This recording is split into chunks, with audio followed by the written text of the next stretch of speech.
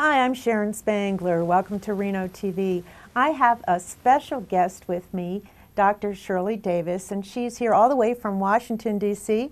Welcome to our program. Thank you. It's great to be here. Dr. Shirley Davis is here for a diversity conference, and you have quite a resume, and I think we're going to talk a little bit about that first. You have done quite a few different things, and it's really interesting. I'm just going to read some of the stuff because there's quite a few things.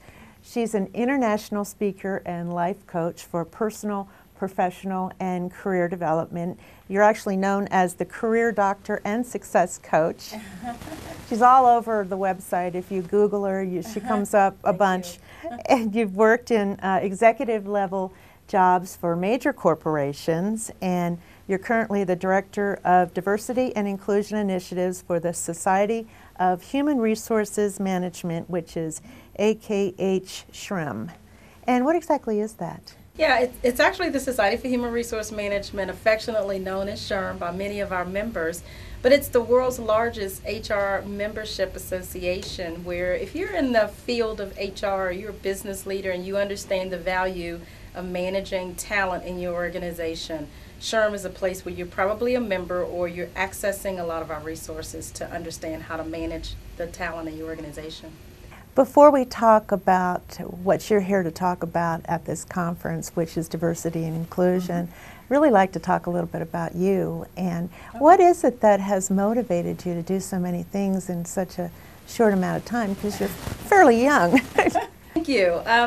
I actually knew probably at an early age that I was going to be doing something around speaking or training and development and working with people. I did that at a very young age with in my community and in my church. My parents instilled those kinds of values in me to work with other people.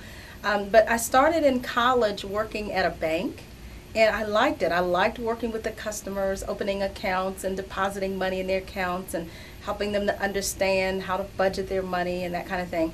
But I did that for 10 years and did a great job of not only working as a teller, but then I moved over to a branch supervisor and then ultimately into a customer service rep. And I was one of the top salespeople in the bank. And as a result of that, they came to me one day and asked me if I would put together a training program to help other customer service reps do the same or be as effective. And when I did that, the design of the training and then actually presenting, I found my niche. So I wasn't in HR at the time, but that's how I got into first training and then decided that I wanted to go and get a master's degree in human resource management. And I've been there now for nearly 20 years in HR. And what is your doctorate in? It's in business and organization management. Well, I've seen on your website that you offer all sorts of classes and you actually do a lot of life coaching. I do.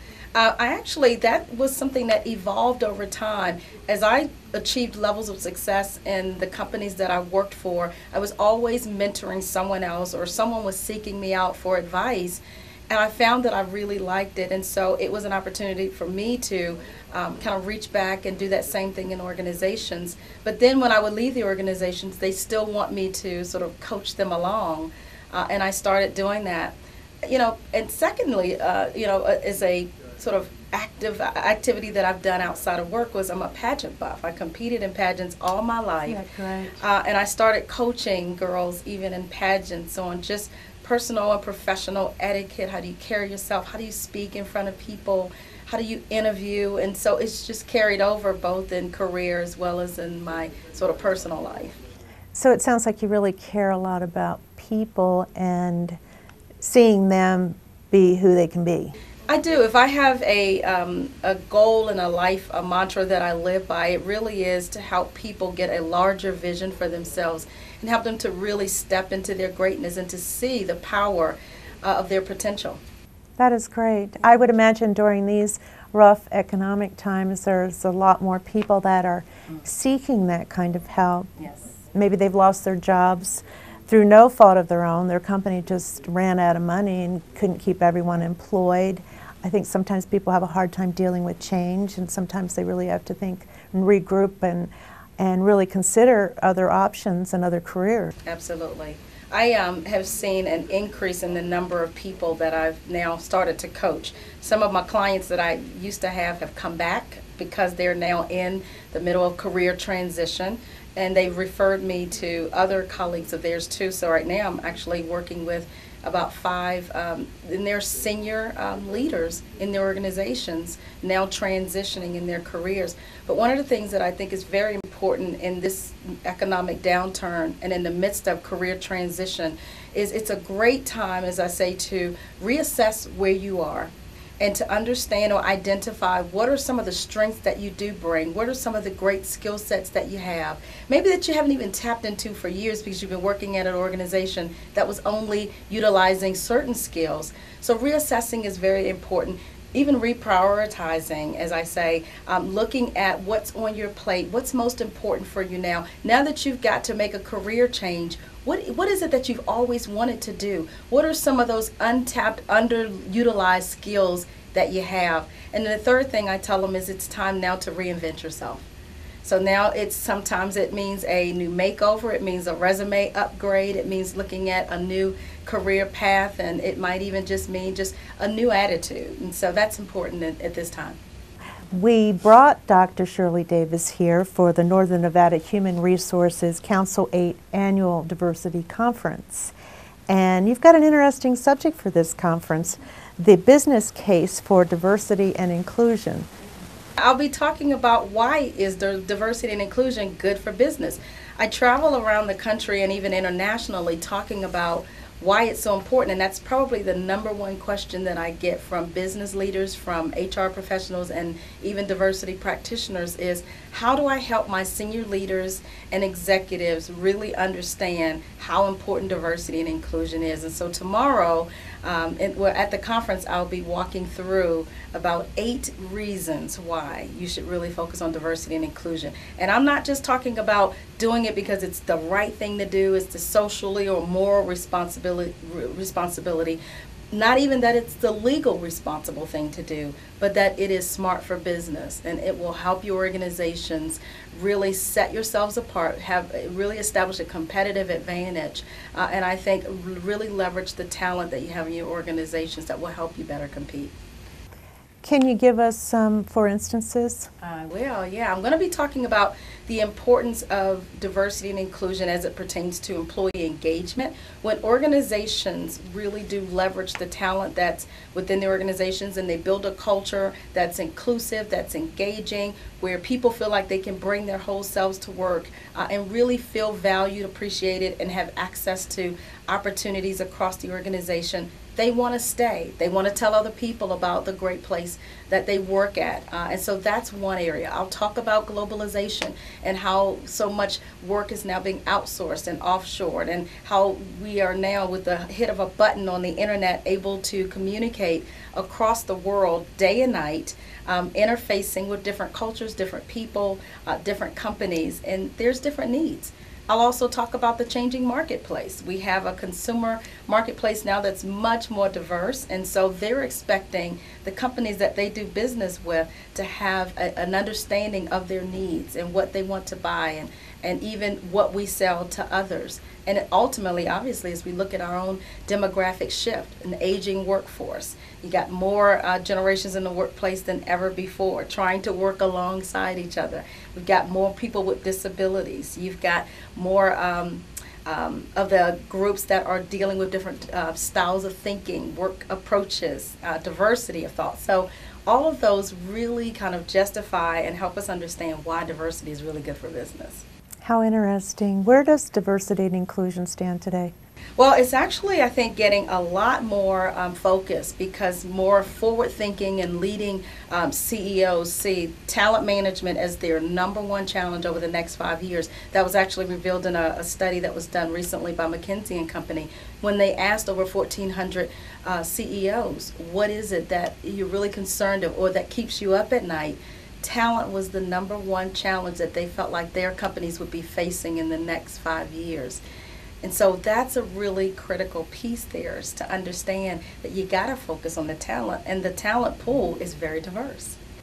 And by talent, you mean finding the people that, I mean, there's a lot of people out there looking for jobs, but finding people that are really good Yes. and fit that niche for that business, Yeah. and Who figuring have out the how to keep. skill, who have the motivation, the attitude, who will be engaged and invested, who have great ideas, who will bring them to the table, who will be willing to help solve business issues that may come up in the organization, and who will want to stay at your organizations. And so, yes, that's what we mean by talent. And you're talking about talent in, gender, race, age, disability. We've got a lot of veterans that's going to be reintegrating back into the workforce as they come back from war. So there is a vast and broad talent pool out there, and we have to know how to not only attract them, but how do we also develop and grow them and retain them?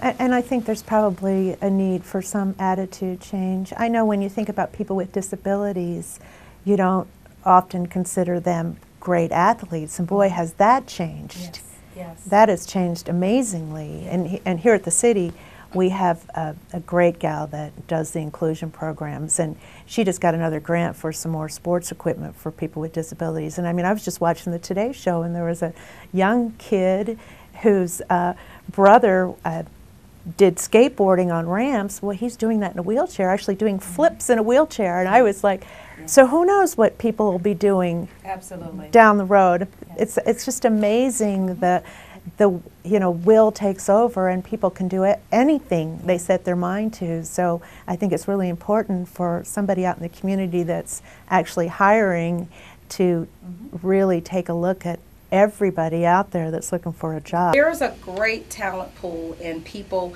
whether you call them people with disabilities or people with different abilities. Right. When we look at the aging workforce, we're going to obviously start to experience more and more people who have a different ability or a disability. Health issues, medical issues are going to be a growing issue for us. Research tells us in the census data that 1 in 3 people have a disability. We do still have a stigma. We do still have a lot of lack of knowledge relative and a lack of appreciation for people who have disabilities or different abilities.